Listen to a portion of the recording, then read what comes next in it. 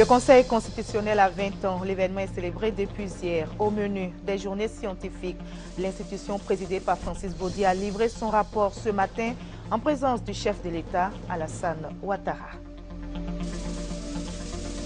L'investissement en Afrique, le commerce, la sécurité sont entre autres les sujets abordés lors du premier sommet États-Unis-Afrique tenu cette semaine à Washington. Quelles sont les retombées pour la Côte d'Ivoire, notre pays? Nous en saurons dans cette édition. L'OMS appelle à une réponse internationale coordonnée pour stopper le virus Ebola qui sévit en Afrique de l'Ouest. L'Organisation mondiale de la santé a décrété l'état d'urgence. C'est déjà le cas au Libéria, en Sierra Leone et au Nigeria. Voilà pour les titres. Bienvenue dans le 20h. Dans cette édition, nous aurons la page culture. Notre invité est Julien Anaki. Il est journaliste, écrivain. Il vient de publier un recueil de chroniques. L'ouvrage est intitulé « Chroniques ivoiriennes, ausculter la Côte d'Ivoire ». L'auteur dédie l'ouvrage à la réconciliation vraie en Côte d'Ivoire et il nous en dira davantage dans une trentaine de minutes. En attendant, intéressons-nous au Conseil constitutionnel qui célèbre depuis hier son 20e anniversaire. Au menu des journées scientifiques, l'institution présidée par Francis Baudier a livré son rapport et c'était ce matin en présence du chef de l'État Alassane Ouattara. Le reportage est d'Abiba Dambélé-Saoui. La plus haute juridiction de Côte d'Ivoire, le Conseil constitutionnel, fête ses 20 années d'existence. Pendant 2 jours, les festivités ont réuni, outre les membres du Conseil constitutionnel de Côte d'Ivoire, une dizaine de présidents de conseils et cours constitutionnels de l'espace francophone, ainsi que les acteurs du monde judiciaire. Des journées scientifiques marquées par 2 communications sur la constitutionnalité en France et sur le rôle du juge constitutionnel. Le Conseil constitutionnel, comme nous le savons, occupe une position particulière. Du Conseil constitutionnel peut dépendre l'évolution harmonieuse de l'État. Le Conseil constitutionnel peut également être à l'origine de certaines difficultés. Il importe d'en prendre conscience. Et c'est ce à quoi s'est attaché le Conseil constitutionnel de Côte d'Ivoire. Quelles sont les innovations à apporter au Conseil constitutionnel? Il y a d'abord la dénomination, le Conseil constitutionnel. Il faut que le mot désigne son objet. Et nous pensons que le Conseil constitutionnel ne désigne pas suffisamment son objet, qui est une juridiction, la juridiction constitutionnelle. De sorte que nous proposons le changement d'appellation pour passer du Conseil constitutionnel à la Cour constitutionnelle. Le Conseil constitutionnel a initié 2 prix cette année pour récompenser 2 ONG qui se sont distinguées dans la promotion de la protection des droits de l'homme. L'ONG Secours aux orphelins de guerre de Mans qui a reçu 3 millions de francs et l'association Aïka de Boaké à qui a été remis une enveloppe de 2 millions de francs.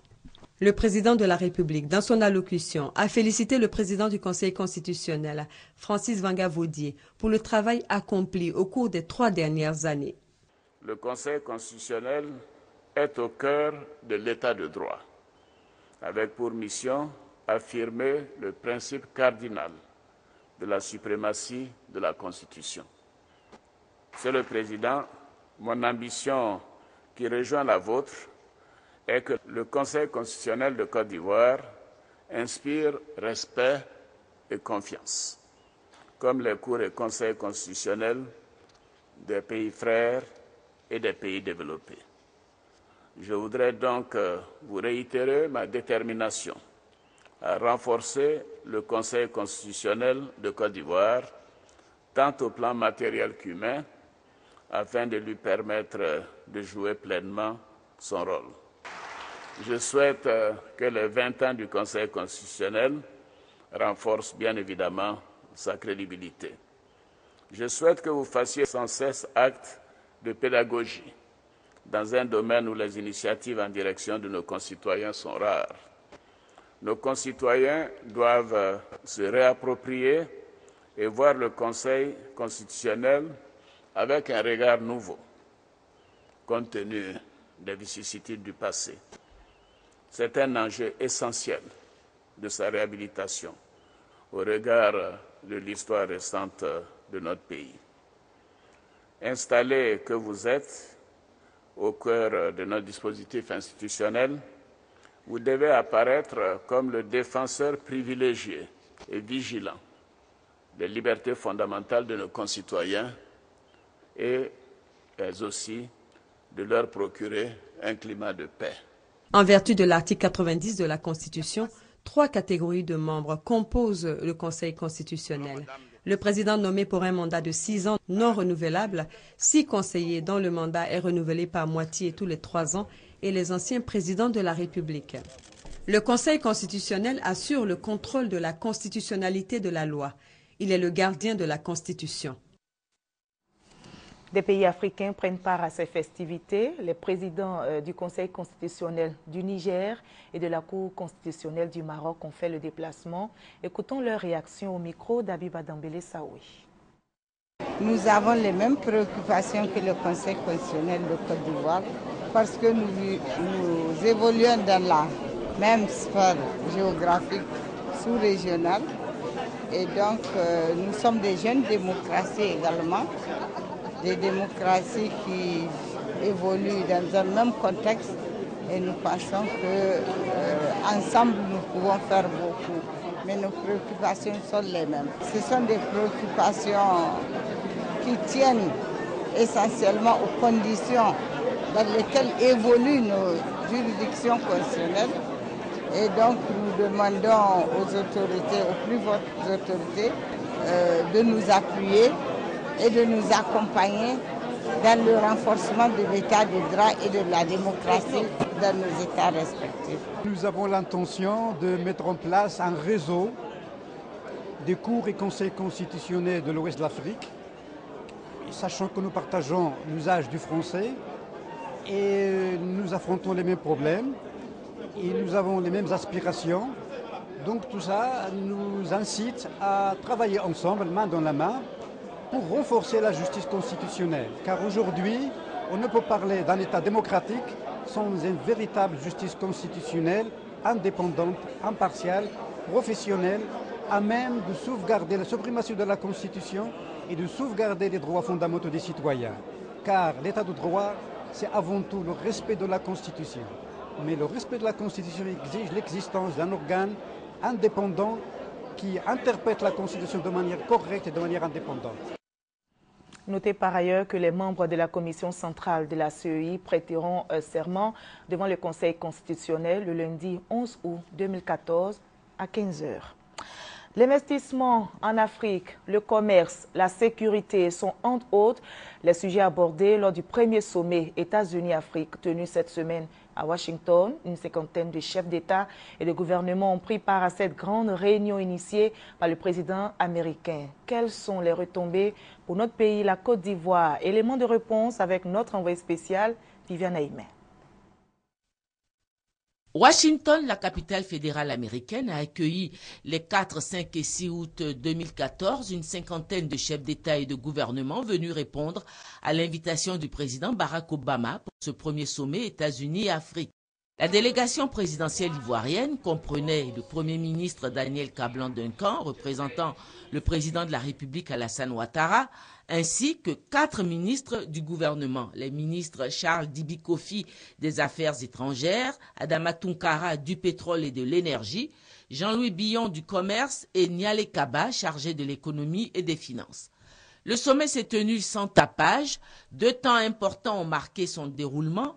Il y a eu la tenue tout d'abord les 2 premiers jours de table ronde et de panels animés par les ministres et les experts pour définir des points d'accord sur la coopération des États-Unis avec l'Afrique au plan de l'investissement sur le continent africain, au plan du commerce et concernant la sécurité sur le continent. Sur tous ces différents points, la délégation gouvernementale ivoirienne a eu son mot à dire. L'aspect sécuritaire a été évoqué, puisque aujourd'hui c'est cet aspect-là qui menace les efforts faits par tous les pays d'Afrique. Donc il y a la force d'intervention rapide pour laquelle le président américain, le président Obama, a annoncé pour 110 millions de dollars d'accompagnement annuel. L'AGOA, l'African Growth Opportunity Act, qui est ce système que les Américains ont conçu pour que les produits africains rentrent hors taxe sur le marché américain, pour faciliter les échanges. Donc il est question de renouveler ce programme qui se termine en 2015. Les discussions portent sur l'AGOA 2 pour 15 nouvelles années et ce qu'on doit retenir du premier pour améliorer afin que le second soit plus performant. L'énergie, c'est le point central de cette conférence au sommet parce que le président Obama a décidé de consacrer des sommes très très importantes pour électrifier l'Afrique.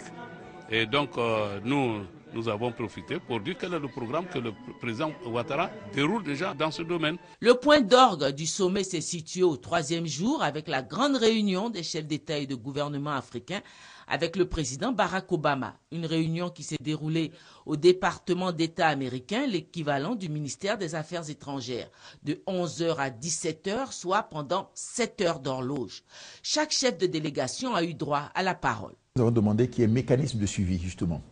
Et qu'une fois qu'on a fait donc, la première rencontre, nous puissions, disons que, avoir la suite. Nous avons demandé aussi l'appui des actions, non pas seulement nationales au niveau de la Côte d'Ivoire, mais aussi l'aspect régional.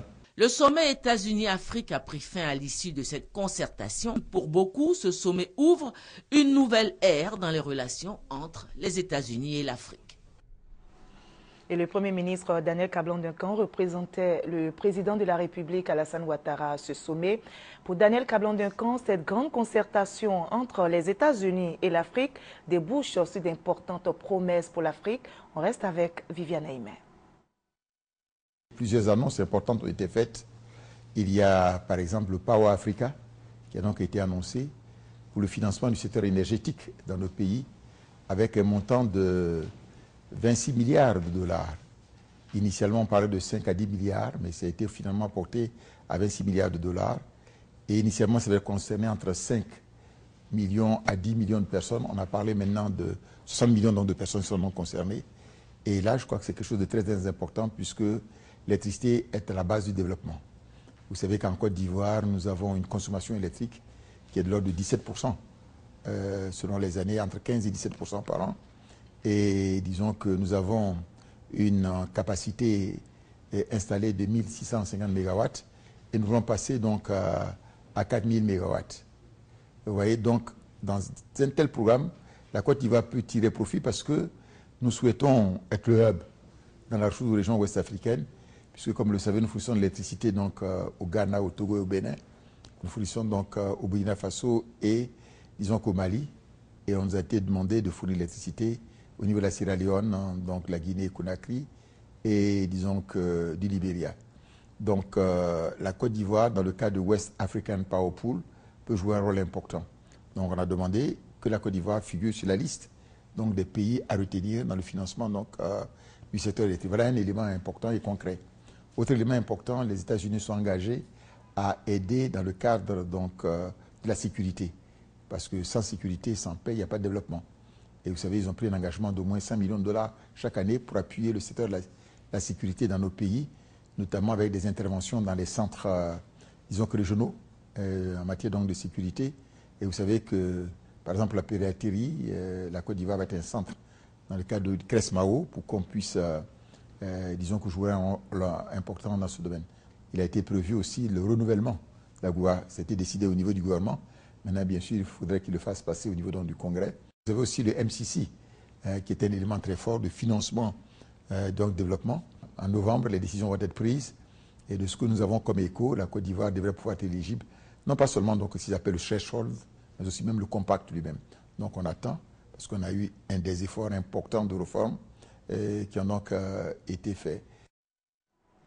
Propos recueillis pour vous par Viviane Aimé. Parlons d'autres sujets qui sont aussi d'actualité en Côte d'Ivoire. L'accès au logement, la cherté de la vie, le transport, l'emploi jeune, ces questions essentielles préoccupent le président Alassane Ouattara. Il en a parlé lors de son interview diffusée sur nos antennes à l'occasion du 54e anniversaire de l'indépendance de la Côte d'Ivoire. On retient que 800 000 emplois ont été créés pour les jeunes en seulement 3 années de pouvoir. L'analyse de Gabriel Zani. L'accès au logement, la cherté de la vie, le transport en Côte d'Ivoire sans oublier l'emploi jeune, épine dorsale du programme gouvernemental, le président Alassane Ouattara a abordé sans faux fuyant ces questions brûlantes qui préoccupent les Ivoiriens. Après 3 années passées à la tête du pays, d'énormes progrès ont été faits par les mesures vigoureuses prises par le gouvernement en vue d'améliorer le pouvoir d'achat des Ivoiriens. La revue en hausse en janvier 2014 des salaires des fonctionnaires de l'État en est un exemple parmi tant d'autres. Je voudrais qu'en 2020, nous ayons un taux de pauvreté le plus bas possible, 10-15%. Qu'est-ce que cela sous-entend? Qu'avec les progrès économiques que nous allons faire, nous allons doubler le revenu par tête d'habitant. Vous me direz qu'on a déjà doublé le SMIC, mais tout le monde ne reçoit pas le SMIC doublé. Mais vous me direz que nous avons augmenté les prix aux producteurs et que les paysans reçoivent 15% de plus qu'ils ne recevaient il y a 2 ou 3 ans. Que les fonctionnaires reçoivent beaucoup plus, mais ce n'est pas cela l'émergence.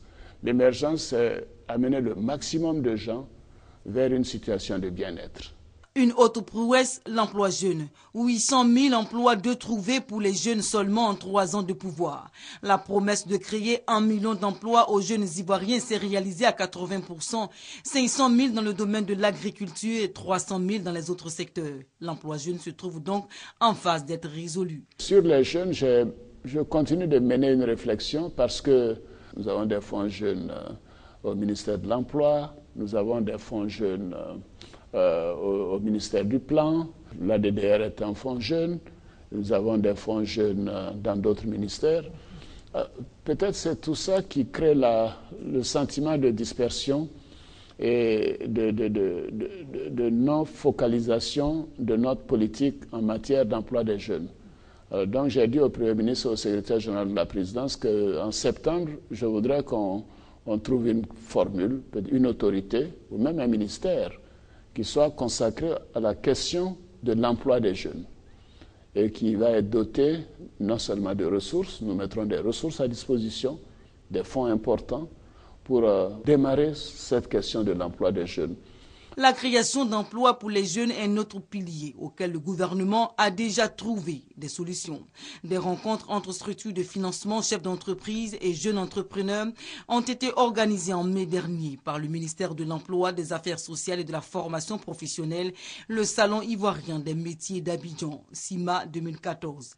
Des financements pour les jeunes, les structures de l'État comme le Fonds national pour la jeunesse FNJ sont à pied d'œuvre sur tout le territoire ivoirien pour trouver des projets viables à financer. Et justement, la Côte d'Ivoire indépendante a soufflé ses 54 bougies le jeudi 7 août dernier. L'événement a été célébré sur l'ensemble du territoire. Ce 54e anniversaire a été marqué notamment par des défilés militaires, des allocutions des préfets et sous-préfets appelant à la paix et à la réconciliation. Voyons cela avec nos reporters qui ont sillonné des localités pour vous. Ce sont les populations de près de 20 villages qui ont pris part à cette célébration du 54e anniversaire de la Côte d'Ivoire à Madinani. Décoration est tenue à la hauteur de l'événement.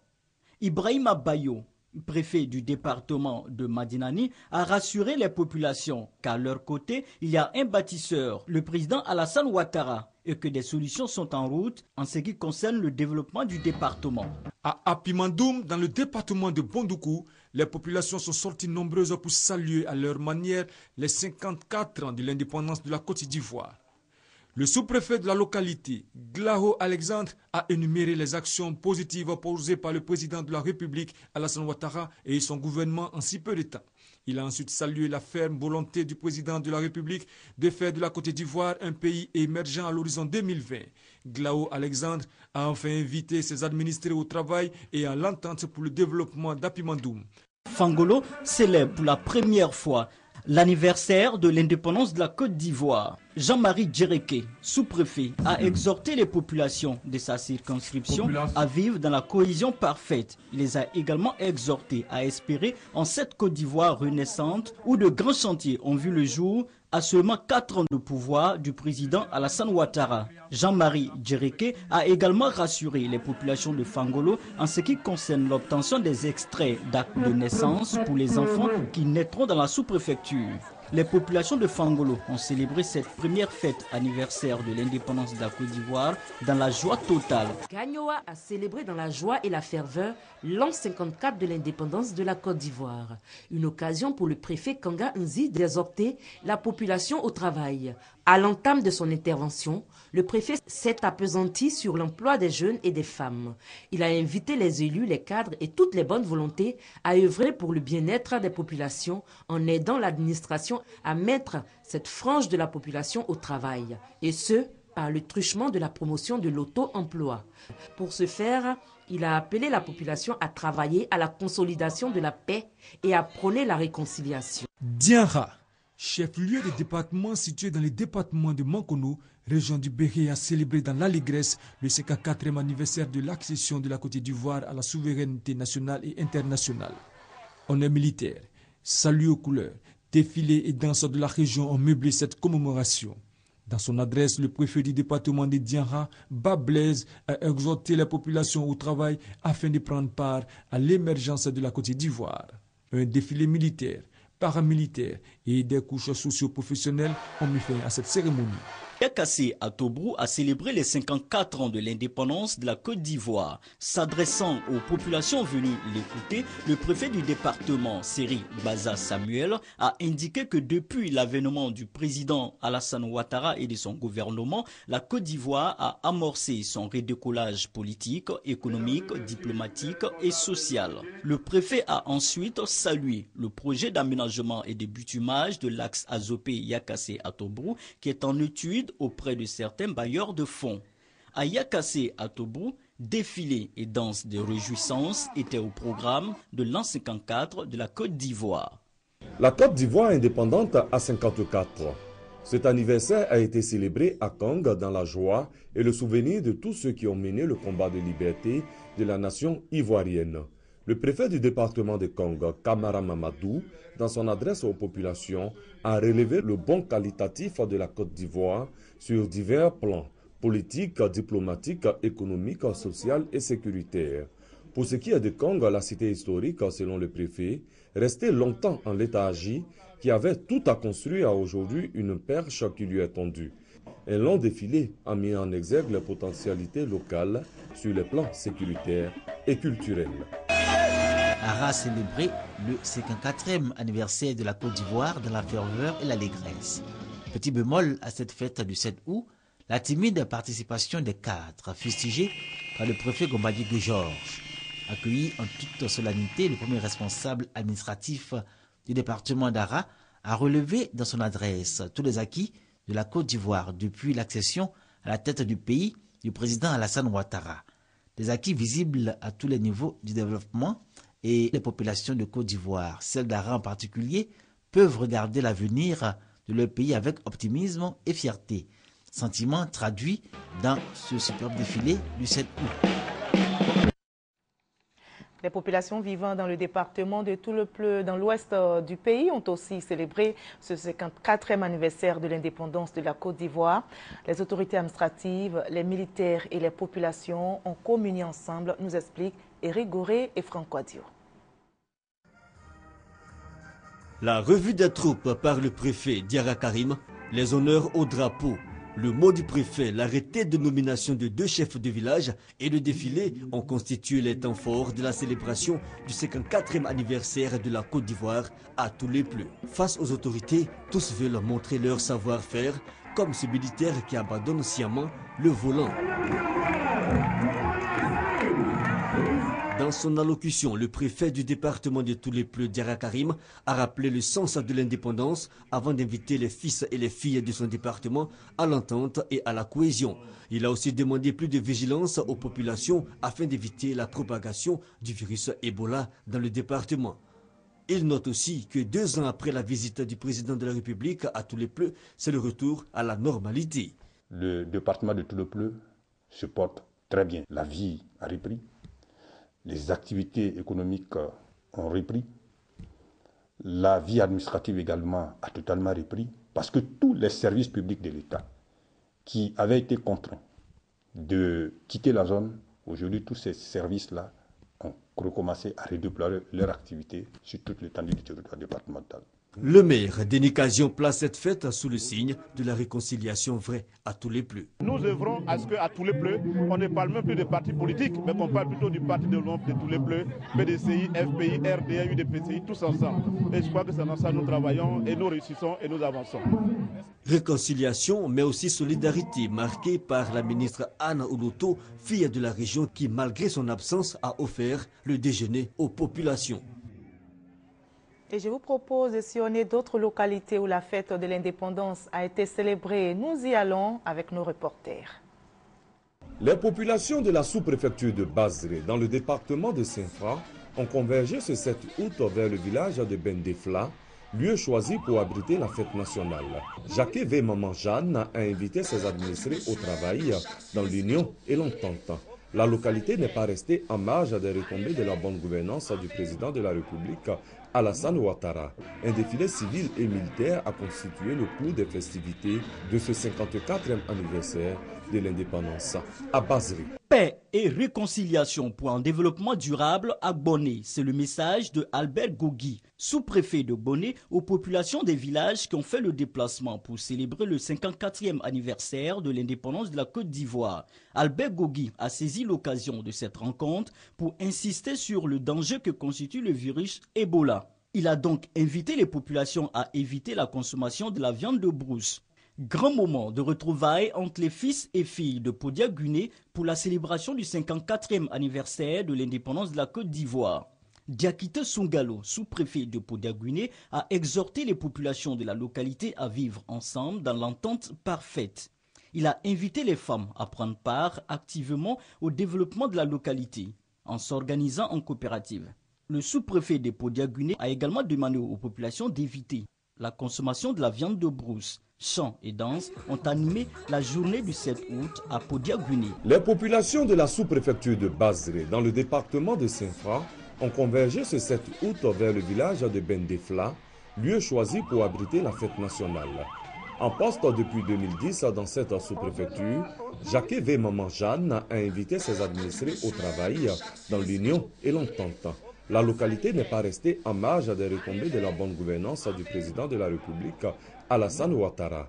La circonscription a bénéficié d'une école de 6 classes et une maternelle, sans oublier la réhabilitation et l'équipement du centre de santé et de la brigade de gendarmerie. Les populations de la sous-préfecture de Dalo, dans le département de Dané, ont célébré officiellement pour la première fois l'indépendance de la Côte d'Ivoire dans leur localité le 7 août dernier. Le 54e anniversaire de la mère patrie a été l'occasion pour le sous-préfet Didier Kouadio d'informer sur les projets socio-économiques prévus par l'État de Côte d'Ivoire pour le développement du canton Groussé, resté enclavé depuis 54 ans par le manque de routes, de l'électricité, de l'eau potable et de réseaux téléphoniques. Les populations ont salué les couleurs du drapeau ivoirien et assuré le traditionnel devoir, celui du défilé des différentes couches socio-professionnelles. C'est dans la ferveur que les populations de Soubré ont célébré les festivités marquant le 54e anniversaire de l'indépendance de la Côte d'Ivoire. Après le salut aux couleurs et les honneurs militaires, le préfet de la région du Nawa, Ali Kouadio, a invité les populations à s'engager dans les cultures vivrières, notamment la culture du riz, afin de relever l'autosuffisance en riz dans la région. Le préfet a exhorté les populations à la cohésion et à la solidarité des fils et filles de la région. Tout a commencé par le passage en revue des troupes et le salut aux couleurs par le préfet Adrien Bamélé. Prenant la parole, il a indiqué que le département de Boisflé se présente sous de meilleurs auspices avec la découverte d'importantes mines d'or dont l'exploitation imminente générera de l'emploi aux populations, notamment les jeunes. Il a évoqué l'avancement des travaux du pont sur le fleuve Bandaman, dont la livraison se fera incessamment selon les responsables de la société en charge du chantier. Zaguinasso, village situé à 20 km de Kouto, a abrité la première édition de la célébration tournante de la fête nationale dans ce département. Pour le 54e anniversaire de la fête nationale, les populations de Zaguinasso et des villages environnants se sont donné rendez-vous sur la place publique de la localité. Le préfet Kwame Bikalou a invité les populations du département à soutenir les actions de développement du président Alassane Ouattara, action dont a bénéficié la localité avec le bitumage de l'axe Bundiali-Tengrela, distant de 124 km. Mobilisation des grands jours pour la célébration de la fête nationale à Mans. La capitale de l'Ouest ivoirien en a profité pour faire le bilan de son redressement social post-crise. Au-delà des défilés des forces vives et de la parade militaire, la ville de Mans, à l'image de l'Ouest montagneux, se porte mieux selon le préfet du département Sorokaya Jérôme. Les nombreuses réalisations ont impacté positivement la vie dans le Tonkpi. Le 54e anniversaire de la Côte d'Ivoire ouvre donc de réelles perspectives de développement pour l'Ouest de la Côte d'Ivoire. Et ainsi se referme la page consacrée à la célébration de la fête de l'indépendance dans nos localités. L'épidémie de fièvre hémorragique Ebola est une urgence de santé publique de portée mondiale. Déclaration de l'Organisation mondiale de la santé après une réunion de 2 jours à Genève. L'OMS en appelle à une réponse internationale coordonnée pour stopper le virus Ebola qui sévit en Afrique de l'Ouest. La Guinée, le Libéria et la Sierra Leone, touchés par le virus, ont mis en place un cordon sanitaire.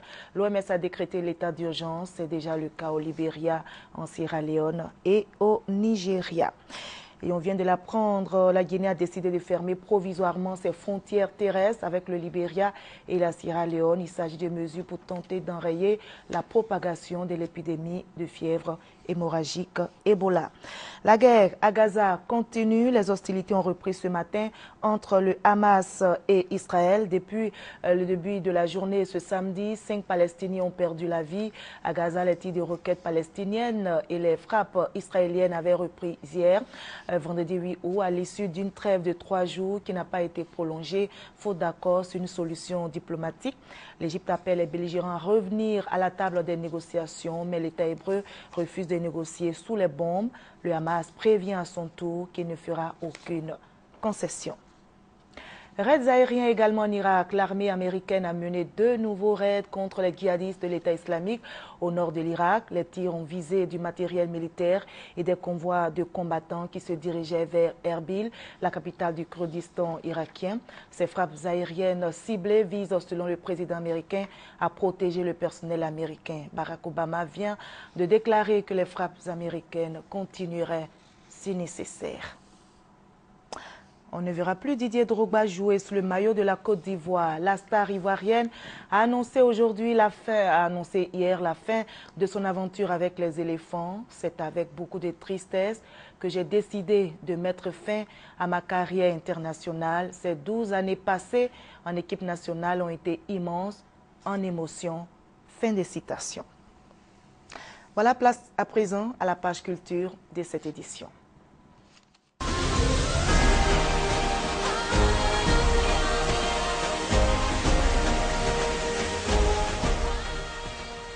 Et nous passons tout de suite à l'entretien avec notre invité, Julien Anaki. Notre invité est journaliste, est un ancien de la maison. Il a travaillé à la RTI, précisément à la rédaction de la première chaîne qu'il a intégrée en 1993 avant de rejoindre la rédaction sportive des radios Côte d'Ivoire en 2000. Depuis 2002, donc, il est au service aux communications de l'Office national d'identification entre mars et août 2013. Il a écrit un recueil de chroniques. L'ouvrage est intitulé « Chroniques ivoiriennes auscultées, la Côte d'Ivoire ». Et l'auteur, donc vous dédiez cet ouvrage à la réconciliation. À la réconciliation vraie. Voilà. Et vous précisez vrai. Tout à fait. Expliquez-nous. Mais vrai parce que quand il doit y avoir réconciliation, il ne faudrait pas que ce soit une réconciliation de façade. Vous savez qu'il y a de cela quelques années, on avait initié des campagnes de réconciliation. Il y a eu des caravanes de réconciliation. On pensait que les Ivoiriens étaient réconciliés. Et puis, il a suffi qu'il y ait les élections pour que tout parte en éclat. Donc, il faut une réconciliation vraie. Alors, il faut une réconciliation vraie pour que ce qui est arrivé n'arrive plus. Alors, j'essaie d'apporter des solutions, d'ouvrir des pistes pour la réconciliation d'Ivoiriens, l'unité entre Ivoiriens, l'entente entre Ivoiriens, le pardon entre Ivoiriens. Et vous êtes bien chez vous? Oui, dans ce studio tout à fait, qui vous reçoit et qui vous rappelle bien de souvenirs. Un souvenir d'ailleurs qui vous a inspiré une chronique le 7 décembre 1993. Oui, j'ai beaucoup d'émotions quand je rentre dans ce studio par rapport à cette date, 7 décembre 1993, à la page 35. Tout à fait. C'est une page importante de la Côte d'Ivoire qui s'écrivait et qui se refermait en même temps avec le décès de notre premier président, Feu Félix Houphouët-Boigny. Alors, les idées me reviennent, l'émotion est forte. Qu'est-ce qui s'est passé ce jour-là? Dans ce studio? Pour que vous écriviez même une chronique sur le 7 décembre 1993. Ben, vous savez que l'événement était tellement important que, jeune journaliste, j'étais témoin de cet événement. C'était un privilège. Tout le monde voulait savoir. C'est un peu comme au football, il y a le vestiaire de l'équipe et puis il y a ce que les gens voient en dehors. Et moi, j'étais dans le vestiaire. Et à l'époque, je venais de commencer et j'ai vu des choses qui m'ont marqué. Il fallait que je partage ces choses-là avec les Ivoiriens, avec ceux qui n'étaient pas de l'intérieur. Et au studio ici, quelque chose s'est passé rapidement, oui. Bon, il faut dire que la chronique explique, mais je ne dis pas tout dans la chronique. Alors, il n'y a que quand on rentre dans le studio, moi le studio il a bien changé, il a bien changé. Ouais.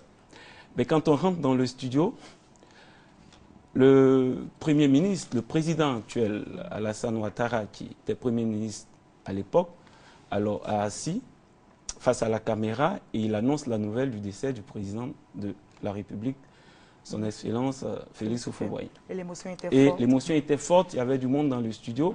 Alors il y avait le tableau de chronique de météo qui était dans le studio.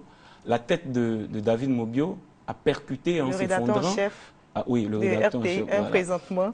Alors en s'effondrant, sa tête a percuté le Pour dire tableau. que toute l'émotion était forte, voilà, Anaki, et ça a suscité un branle-bas dans le studio. On a perdu un grand homme ces jours-là. Voilà. Ça vous a inspiré, je l'ai dit, une chronique. Nous allons découvrir justement ces chroniques ivoiriennes, ausculter la Côte d'Ivoire avec notre reporter Francis Boifo.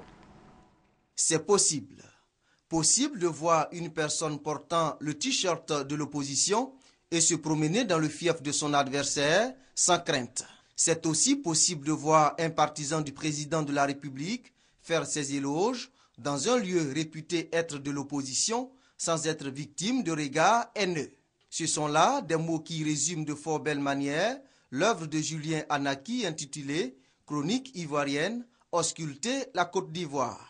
À travers ce recueil de 30 chroniques, ce journaliste de profession veut ausculter la crise ivoirienne, dénoncer le comportement nocif des populations au quotidien, ouvrir des pistes capables d'amener à la réconciliation vraie et bâtir une Côte d'Ivoire moderne et modèle. En 84 pages, l'auteur s'attaque aux maux qui minent la société ivoirienne tels que la pauvreté, la corruption et surtout l'abus de pouvoir. De la politique à la religion en passant par le sport. Autant d'éléments qui font la richesse de chroniques ivoiriennes, ausculter la Côte d'Ivoire. L'œuvre ouvre les portes à une réconciliation sincère. Entre exigence de vérité et opinion personnelle, Julien Anaki tente d'obtenir un équilibre et reste du moins parfaitement sincère. L'écrivain rêve de voir un jour les ténèbres côtoyer la lumière en Côte d'Ivoire. Il rêve également voir la mort courir vers la vie. Voilà, chronique ivoirienne, ausculter la Côte d'Ivoire. Pourquoi et pourquoi maintenant? Je rectifie, c'est la lumière que je veux voir. On va en parler tout à l'heure. Okay, justement, puisqu'il y a une de vos chroniques qui parle, c'est possible. Oui. On va en parler pour terminer. Mais rapidement, pourquoi et pourquoi maintenant chronique ivoirienne? Parce que je veux jouer mon rôle. Je veux jouer mon rôle. Je suis journaliste et je suis leader d'opinion. Alors je trouve important de ne pas me taire, je trouve important de parler, je trouve important de partager ce que j'ai en moi avec mes concitoyens, avec tous les Ivoiriens. D'accord, justement, on a entendu tout à l'heure dans le reportage, réconcilier, mais une réconciliation vraie. Oui. Vous allez donner la conclusion, mais vous avez parlé tout à l'heure de côtoyer, ouais, la lumière. Qui côtoie. Oui. Je veux dire qu'il faut que la joie, il faut que la paix, il faut que la lumière vienne prendre la place de tout ce que nous avons vécu. Vous savez, donc que la lumière puisse prendre la place des ténèbres. Chacun a son histoire. Et ce n'est pas des histoires que chacun veut raconter. Mais on sait que nous sommes tous, nous qui sommes sortis de cette situation que nous avons vécue, donc de la crise, nous sommes des survivants. Nous voulons être des vivants maintenant, nous ne voulons pas être suicidaires. Donc donnons-nous la main pour aller de l'avant pour que ce qui s'est passé n'arrive plus. Voilà, et vous dites c'est possible. C'est possible, vous le pensez, Julian Naki, de se surpasser aujourd'hui, que les Ivoiriens c'est possible parce que doivent pardonner. Oui, c'est possible. C'est possible. C'est possible parce que personne ne viendra nous réconcilier à notre place. C'est possible parce que ce que je sais des Ivoiriens, c'est qu'ils sont tous amoureux de la mère patrie. Et donc personne ne veut que la mère patrie parte en fumée. Alors s'il n'y a plus de Côte d'Ivoire, il n'y aura plus d'Ivoiriens. C'est des paroles qu'on a déjà entendues. Oui. Vous, clairement, qu'est-ce que vous proposez? Vous dites que vous avez des pistes pour que justement on puisse arriver à cette Côte d'Ivoire. Oui, tout à fait, mais pour vous donner toutes les solutions, il faut qu'on lise tout le livre. Mais, vous pouvez résumer, mais ce que je veux dire, c'est qu'il faut qu'on se pardonne. Il faut qu'on soit humble. Voilà. Il faut qu'on pense à l'intérêt supérieur du pays. Voici comment nous pouvons arriver à sortir de ce que nous avons vu. On peut être d'une même famille, ne pas avoir les mêmes opinions, mais on n'est pas obligé de se bouffer. Et vous dites mon choix 2015 ? Ma Côte d'Ivoire. Si demain n'est pas paix, alors nous aurons tous échoué. Absolument. Pourquoi? Éclairez-nous rapidement pour terminer. Marie-Laure. Oui, c'est ça, vous avez dit, si demain n'est pas paix, nous aurons tous échoué. Oui, vous avez fait votre choix, c'est 2015. Oui, moi, je dis que mon choix en 2015, je vais voter la Côte d'Ivoire. C'est ce que je dis dans cette chronique. Tout simplement parce que je souhaite qu'au sortir des élections de 2015, il n'y ait aucun coup de canon, il n'y ait aucun coup de feu. Je souhaite qu'au sortir des élections de 2015, nous puissions nous embrasser. Même celui qui a perdu puisse dire à celui qui a gagné, félicitations. Et comment y arriver alors? Il faut un dépassement de soi. Il faut que la Côte d'Ivoire soit l'intérêt supérieur. L'intérêt supérieur des Ivoiriens doit être la Côte d'Ivoire, pas l'intérêt individuel. N'empêche qu'on peut avoir des partis, on peut avoir un parti pris. Oui, il n'y a pas de souci. Tout le monde a un parti pris. Même le journaliste vous dit qu'il est indépendant. Moi, je vous dis que je suis indépendant, mais ce que j'écris, quand vous lisez, toute thèse a une antithèse. Donc, quelqu'un peut opposer une antithèse à la thèse que moi je défends. Je suis dans une logique d'essai persuasif, mais quelqu'un peut me contredire dans ce que je dis. Mais cela ne veut pas dire que nous allons nous bouffer le nez. De la confrontation jaillira la vérité et nous avancerons. Si on veut émerger, c'est le pas qu'il faut emprunter. Merci beaucoup, M. Julian Naki. Je propose, en tout cas, je conseille vivement au lecteur de livre. Moi, je l'ai lu seulement 2 heures de temps, je le dis ici. Merci. Et vous dites qu'il faut critiquer avec aise. Oui. En tout cas, merci beaucoup d'avoir répondu à nos questions. Merci, la belle Marie-Laure Ngoran, comme j'aime l'appeler.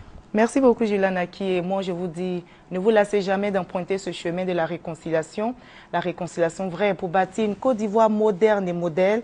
C'est la fin de ce journal préparé par l'ensemble de la rédaction. Merci à vous tous de l'avoir suivi. À 23h, vous avez rendez-vous avec Hamza Diaby.